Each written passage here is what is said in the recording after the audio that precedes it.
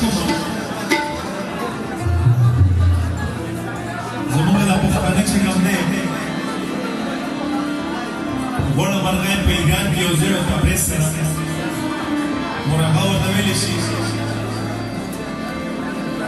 خان رشید خان بابا پیر ډېر کتاب لیکلی دی د پښتنو په تاریخ باندې د مرغه غوړې مرغان کندهار ته هرات ته کندهار ته او بیا د کندهار نه کابل ته کابل نه موږ دلته راغلي یو زموږ مشران نو کندهار زموږ د پلار نیکه وطن دی د هغې یو ډېر ښه ستاسو پېښ کومه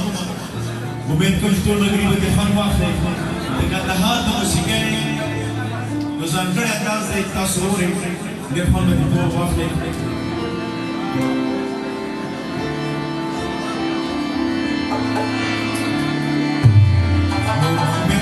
تاسو خوند واخلئ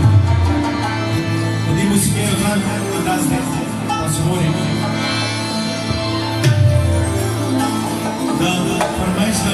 ظهور حسن یوسفزي او د هغه د وروڼو په فرمایش باندې پېښ کوم